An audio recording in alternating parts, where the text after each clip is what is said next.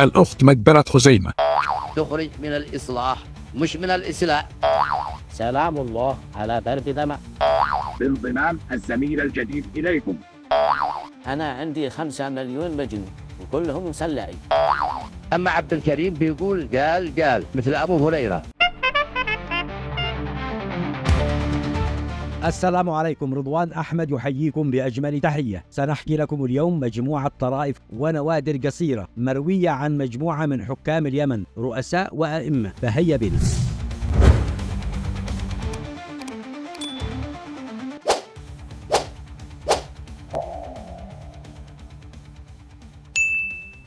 طرفة عن الإمام أحمد ذكرها علي محمد النوبي في كتابه مسيرة النقل والمواصلات. يقول: في يوم افتتاح إذاعة صنعاء في عهد الإمام أحمد سنة 1958، كان الإمام أحمد حينها في تعز وبجانبه جهاز الراديو في انتظار الاستماع لأول بث إذاعي من صنعاء. وهناك في صنعاء وصل إلى الإذاعة وزير المواصلات القاسم أخو الإمام أحمد على ظهر حمار لحضور الافتتاح، وقام بربط الحمار قرب نافذة المكان الذي هو استديو المذيع. فخرج الأستاذ أحمد الروعيني لاستقباله وقال للقاسم وهو يربط الحمار: لا تربطوه إلى الطاقة، فلو نهج لطار نهيقه مع الأثير ويسمعه كل المستمعين. رد عليه القاسم وقال: أنت مغفل، وليش عاد في زجاج عازل إلا من أجل يمنع دخول الصوت؟ المهم كأن الحمار كان يستمع للحوار الذي جرى بينهم، وما إن انتهى الفاصل الموسيقي وبمجرد أن بدأ المذيع بالحديث إلا وينهج الحمار تنهيجة مجلجلة لا ساعها ولا أكبر منها. وحمل أثير الإذاعة نهيجه إلى آذان الإمام أحمد وهو يستمع للبث، فضحك الإمام أحمد حتى استلقى على ظهره وقام على الفور وأرسل برقية إلى أخيه القاسم في إذاعة صنعاء قائلا له: الأخ سيف الإسلام القاسم، نبارك لكم افتتاح الإذاعة ونهنيكم بانضمام الزميل الجديد إليكم.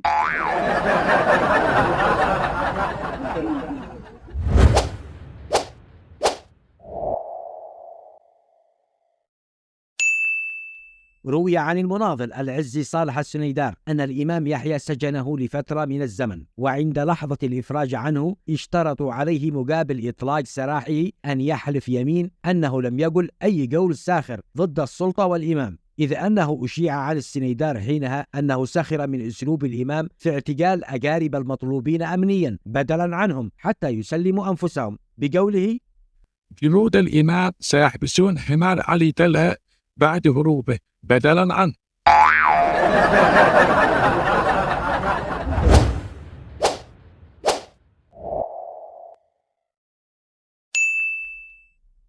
يروى أن السلال قبل أن يكون رئيسا كان في سجن نافع الرهيب في محافظة حجة، وكان ينتظر أن يعدم في أي لحظة. وفي أحد الأيام وصله خبر أن الإمام أحمد حميد الدين أمر بهدم منزله في صنعاء، فعلق السلال ساخرا: جزاهم الله خير، أكيد ما هدموه إلا ليعيدوا بناءه على الطراز الحديث.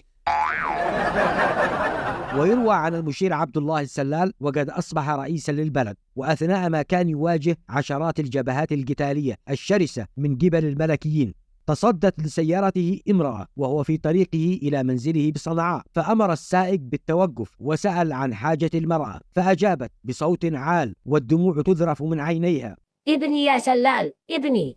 فقال لها: ما له ابنك؟ ابني مجنون يا سلال. فقال لها السلال: جني لش، إذا عندش مجنون واحد أنا عندي 5 مليون مجنون وكلهم مسلعي. وأمر لها بمساعدة مالية.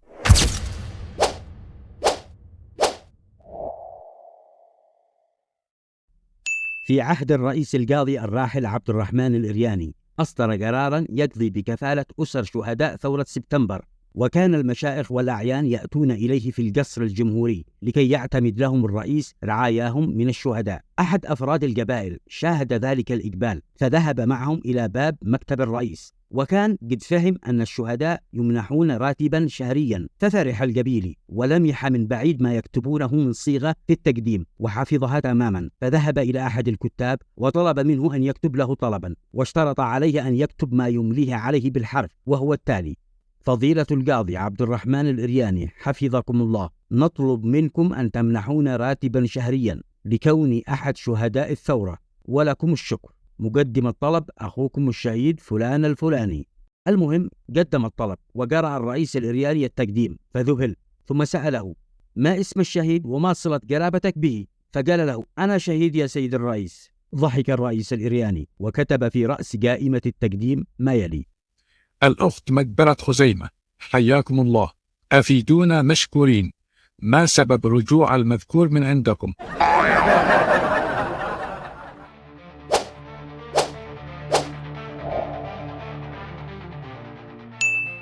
في اليمن الجنوبي يحكى أن الرئيس الراحل قحطان محمد الشعبي أول رئيس لجنوب اليمن بعد الاستقلال عن بريطانيا سنة 67 كان خلال فترة حكمه كثيرا ما يقدم استقالته، كونه لم يكن يطيق التآمر الداخلي وكره السلطة عندما وجد رفاقه يتآمرون عليه وعلى استقلال البلاد. وقد ذكر فضل محسن أحد مناضلي الجبهة القومية أن الرئيس قحطان الشعبي كان كثيرا ما يقدم استقالته للقيادة العامة، حتى أنه عندما كان يدخل يده في جيبه لإخراج علبة السجائر كنا نظنه سيخرج لنا استقالته.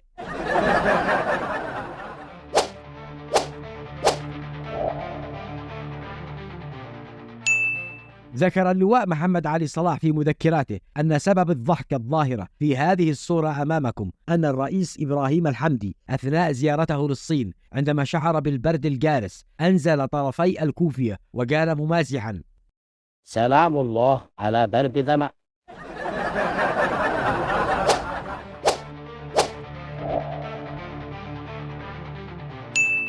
في عام 97 التقى الرئيس الراحل علي عبد الله صالح بأحد القيادات السابقة لتنظيم الإخوان المسلمين في اليمن، واستطاع صالح أن يقنعه بترك حزب الإصلاح الإخواني والانضمام لحزب المؤتمر الشعبي العام، ويتم تعيينه وزيرا لإحدى الوزارات. فوافق الرجل ومضى الأمر على خير وأصبح وزيرا.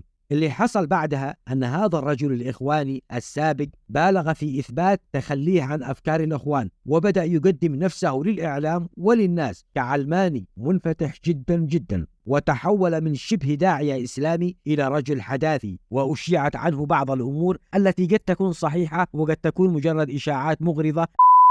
المهم الرجل من ناحية آرائه بالفعل أصبحت له آراء أكثر جرأة حول الدين ومفاهيمه، لدرجة أنه تم مهاجمته في بعض صحف التيارات الإسلامية ومن بعض الدعاة في منابر الجوامع، واتهموه بالخروج عن الإسلام، كما صرح هو بنفسه لإحدى الصحف العربية كما تشاهدون الآن أمامكم. هنا علم الرئيس صالح يومها بالضجة حول هذا الرجل وبهذا التغيير الكبير الذي حصل في شخصيته وفي أفكاره وآرائه، فاستدعاه إلى عنده وقال له: يا خبير، احنا اتفقنا معاك وقلنا لك تخرج من الإصلاح مش من الإسلام.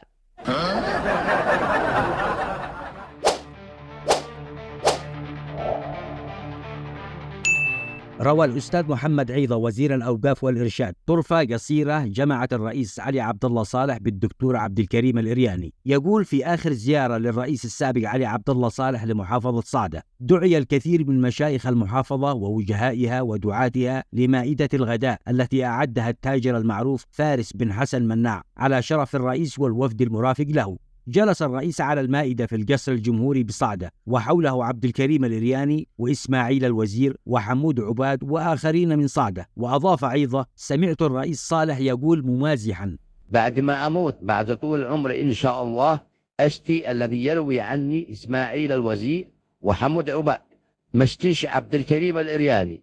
ليش يا فندم؟ لأن إسماعيل وحمود بيقولوا عن أبيه عن جده، وأنا بيعجبني عن أبيه عن جده. أما عبد الكريم بيقول قال مثل أبو هريرة. ضحك كل من سمع كلام الرئيس، لكن عبد الكريم الإرياني قال للرئيس: أبو هريرة يا فندم أسهل، لأنه بيوصلنا للرسول مباشرة، ما عاد يحتاج يمر بنا على أبوه وعلى جده. يقول عيضة: ضحك الرئيس، ومن ملامح وجهه عرفت أنه أعجبه جدا رأي الإرياني. إلى اللقاء.